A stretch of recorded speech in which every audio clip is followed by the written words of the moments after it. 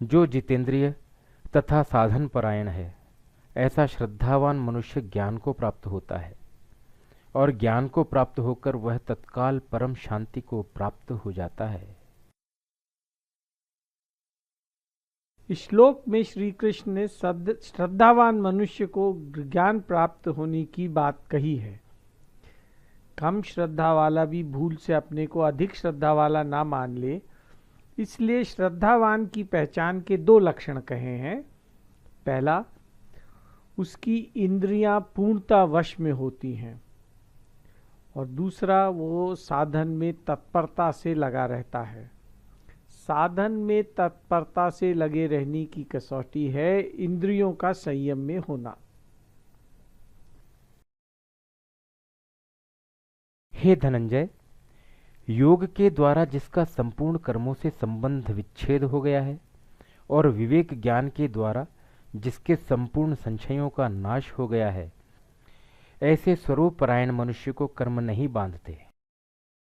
इसलिए हे भरतवंशी अर्जुन, हृदय में स्थित इस अज्ञान से उत्पन्न अपने संशय का ज्ञान रूप तलवार से छेदन करके योग में स्थित हो जा और युद्ध के लिए खड़ा हो जा।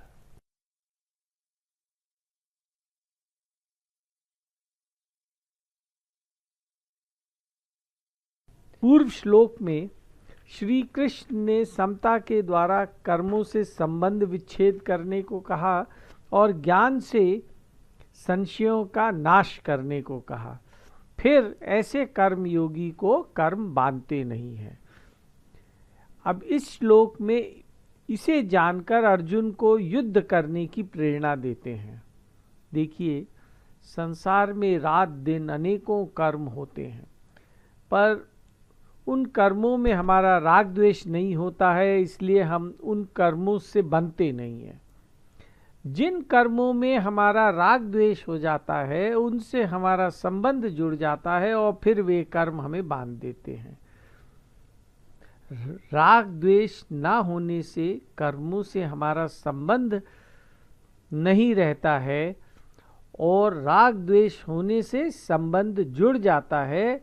अन्यथा तो कर्मों में हमारी समता है ही, परंतु जहाँ संबंध जुड़ा तो वे क्रियाएं कर्म बन जाती हैं और फिर फलजनक हो जाती हैं।